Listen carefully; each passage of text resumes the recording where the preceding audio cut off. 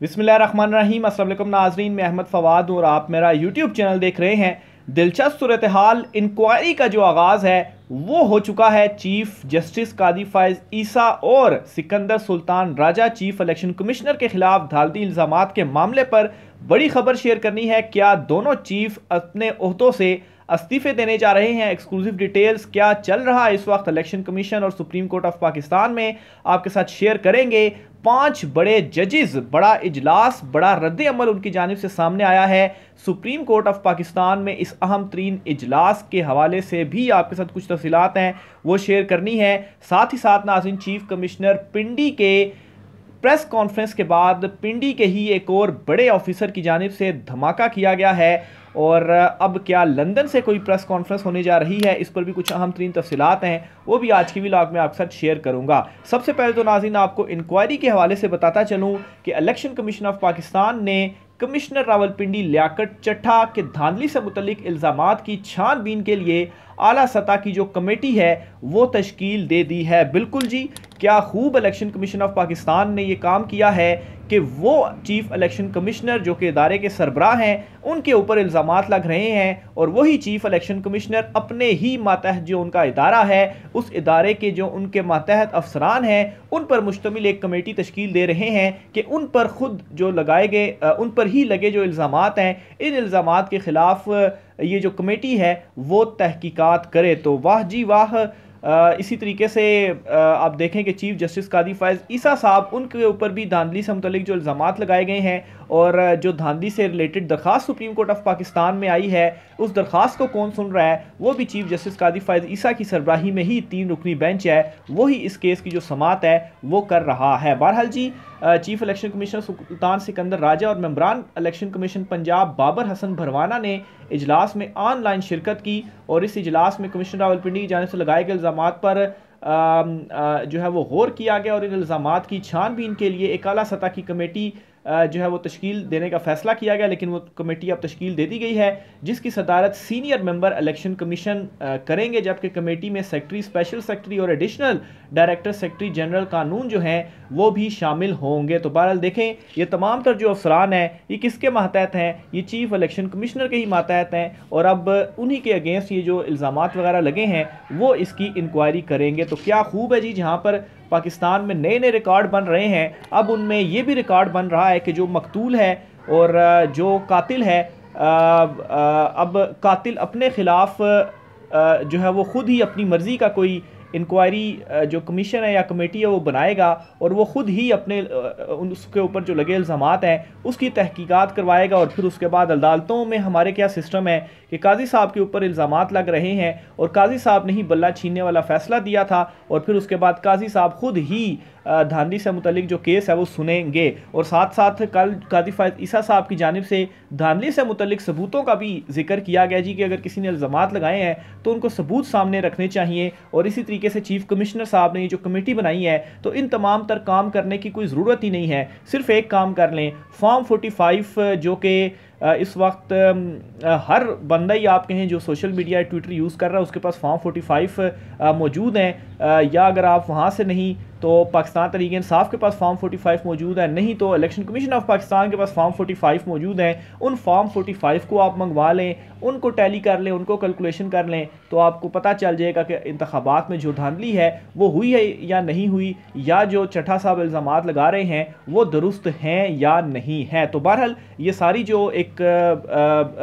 Film है आप इसको कहें वो चल रही है और जिसका जो दिल कर रहा है अपनी मर्जी से वही करता जा रहा है। रावलपिंडी के DROs और मुतलका आरओज के इस सिलसिले में बयानात ये कलम बंद करेगी और 3 दिन के अंदर अपनी जो रिपोर्ट है वो इलेक्शन कमीशन ऑफ पाकिस्तान को पेश करेगी। TROs तय हो गए हैं और इस कमीशन ने इन TROs के बाद अपना जो काम है उसका भी आगाज़ कर दिया है। तो बहरहाल जी, ये एक बड़ी ख़बर थी। देखें अब ये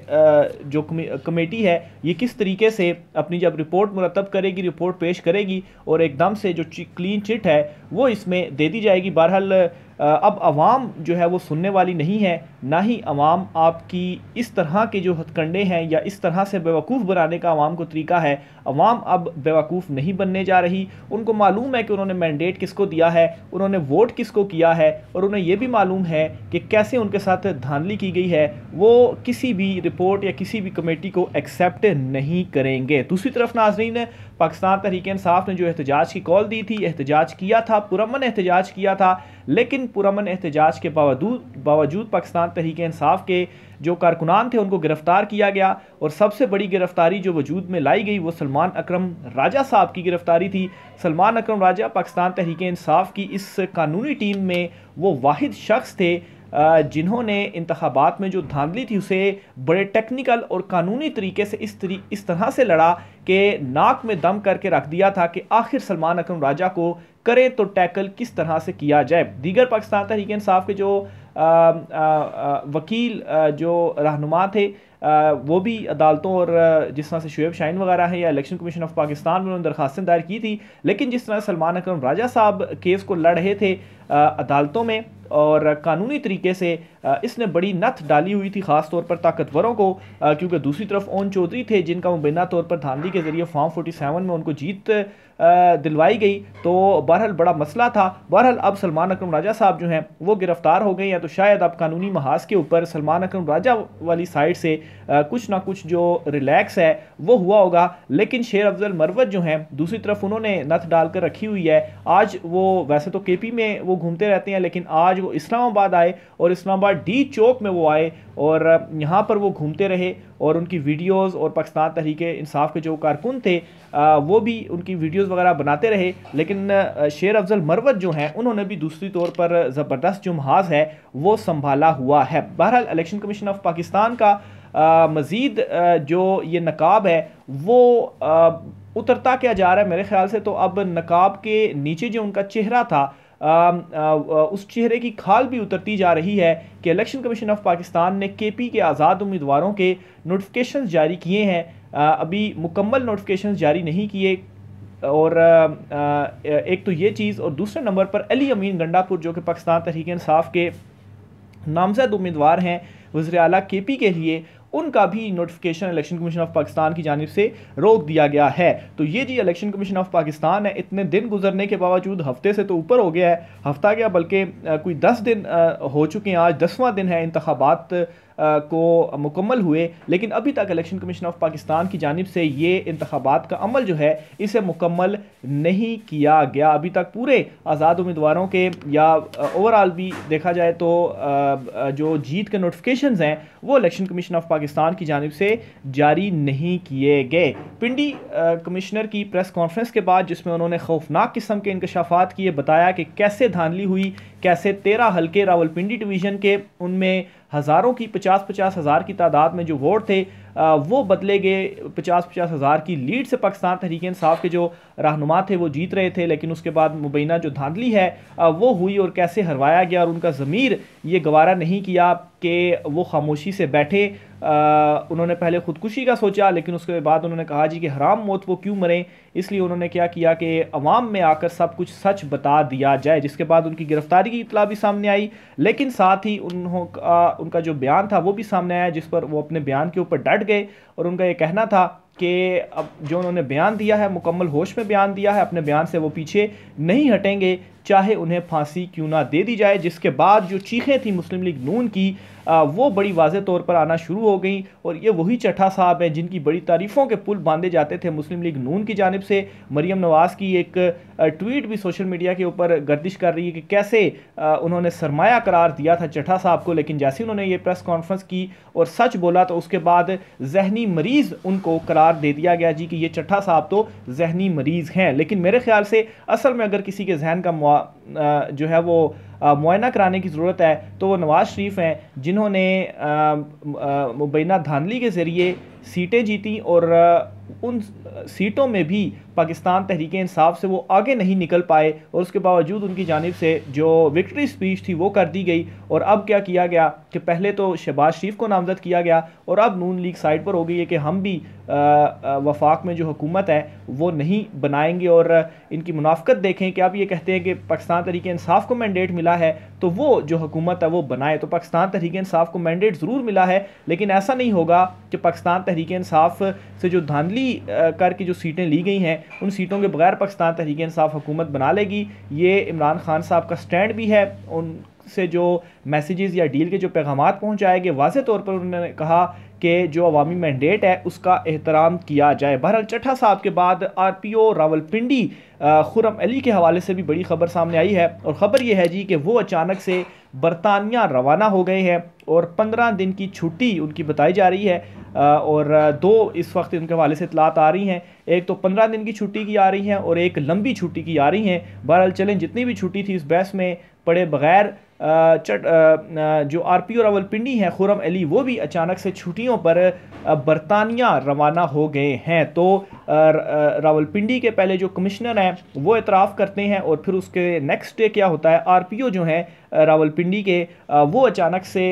उनकी खबर आती है जी कि वो प्रेस कॉन्फ्रेंस के लिए प्रेस कॉन्फ्रेंस कह रहा हूँ, वो छुट्टियों पर अचानक से लंदन जो है वो रवाना हो चुके हैं। अब क्या दाल में कुछ काला है? क्या RPO रावलपिंडी, जाहिर सी बात है अगर कमिश्नर रावलपिंडी, RPO रावलपिंडी ये अफसरान होते हैं, सरबरान होते हैं, इनके नीचे ही सारी चीज़ें हो रही होती हैं, तो क्या उनसे कोई डर था, क्या उनसे कोई खौफ था कि वो भी कहीं कुछ सच उगल ना दें इस वजह से उनको जो है वो बरतानिया चले गए कि चलें जी वहाँ पर जाकर छुट्टियाँ वो गुजारेंगे, और क्या पता हो सकता है कि बरतानिया में जाकर उनका अगर कोई ज़मीर जाग जाता है तो बरतानिया से वो कोई प्रेस कॉन्फ्रेंस जो है वो कर लें। तो बहरहाल ये एक और बड़ी खबर थी जी जो कि RPO रावलपिंडी के हवाले से सामने आई है कि वो भी लंदन रवाना हो चुके हैं। आखिर में नाज़रीन, सदर ममलिकत की जानिब से भी अहम तरीन इक़दाम उठाया गया है और उन्होंने किया ये है जी कि सेनेट का इजलास पीर के रोज़ 3 बजे तलब कर लिया है। सेनेट का ये आखिरी इजलास होगा जो कि पीर के रोज़ यानी कि कल तलब किया गया है, और इसके बाद सेनेट के भी चूँकि इंतखाबात मार्च में होने हैं और सेनेट के जो इंतखाबात हैं वो ये मौजूदा जो असम्बली बनेगी फिर इसी असम्बली से ही वोट होंगे और फिर उसके बाद सेनेटर्स जो हैं वो भी नए आएंगे। तो बहरहाल फरवरी और मार्च दो बड़े इंपॉर्टेंट महीने भी गर्दाने जा रहे थे कि 8 फरवरी को इंतखाबात आम इंतखाबात थे और मार्च में सेनेट के इंतखाबात थे। तो बहरहाल जी सेनेट का ये आखिरी इजलास है जो कि सदर मुमलिकत की जानिब से तलब कर लिया गया है। सुप्रीम कोर्ट ऑफ पाकिस्तान में बड़ा एक अहम इजलास हुआ है और ये इजलास बुनियादी तौर पर जो इतलात सामने आ रही हैं सुप्रीम कोर्ट ऑफ पाकिस्तान के 5 जजिस के दरमियान हुआ है जी, जिसमें जस्टिस अतर मिनल्ला और जस्टिस आयशा मलिक भी शामिल थी, चीफ जस्टिस कादी फ़ाइज़ ईसा साहब, जस्टिस मंसूर अली शाह भी शामिल थे। इस इजलास में बुनियादी तौर पर जो धांधली वाला मामला है इस मामले को देखा गया और जो कमिश्नर रावलपिंडी ने इल्ज़ामात लगाए हैं चीफ जस्टिस कादी फ़ाइज़ ईसा साहब के ऊपर, इन इल्ज़ामात को भी देखा गया कि ये पहले तो पिटीशन आती है कि री इलेक्शन करवाए जाएँ, धांधली की गई है और फिर उसके बाद ये इल्ज़ामात सामने आ रहे हैं। तो ओवरऑल थोड़ा सा चीज़ों को असेस किया जाए तो लग ऐसे ही रहा है कि मामलात री इलेक्शन की तरफ जा रहे हैं कि देखें जी धांधली हो गई है और ये हो गया, इंतखाबात में कोई एक्सेप्ट नहीं कर रहा तो इसी वफाकी हुकूमत को कोई 5-6 महीने प्रोलॉन्ग कर दिया जाए और फिर उसके बाद दोबारा से इंतखाबात करवाए जाएँ क्योंकि मतलूबा नताइज भी हासिल नहीं किए गए। बहरहाल इस इजलास के अंदर इतलात के मुताबिक जी जजिस की जानिब से चीफ जस्टिस पाकिस्तान से ये कहा गया है कि इस मामले के ऊपर जो असखुद नोटिस है वो लिया जाना चाहिए, लेकिन इस मामले के ऊपर असखुद नोटिस नहीं लिया गया और ये कहा गया कि चूँकि मंडे वाले दिन ऑलरेडी इलेक्शन में धांधली और री इलेक्शन के हवाले से जो दरख्वास्त है वो सुप्रीम कोर्ट ऑफ पाकिस्तान में समाअत के लिए मुकर्रर है तो उसी में ही देख लिया जाएगा जो कमिश्नर रावलपिंडी ने इल्ज़ामात लगाए हैं उस मामले को। अब देखें, जैसा कि शुरू में भी मैंने आपको बताया था कि कितनी दिलचस्प सूरत हाल इस वक्त पैदा हो गई है कि चीफ जस्टिस कादी फ़ाइज़ ईसा साहब के ऊपर इल्ज़ामात लगे हैं धांधली के और ख़ास तौर पर बल्ले का निशान वापस लेने के बाद जिस तरह का एक माहौल भी बना और जिस तरह का क्रिटिसिज्म भी हुआ, इन तमाम तर चीज़ों को लेकर जो बॉडी लैंग्वेज थी वो भी चीफ जस्टिस साहब की ये बताती रही कि वो काफ़ी ज़्यादा दबाव में है। लेकिन अब क्या हुआ है जी कि उन्हीं के ऊपर इल्ज़ामात हैं और वही धांधली से रिलेटेड केस की समाअत भी करेंगे और जो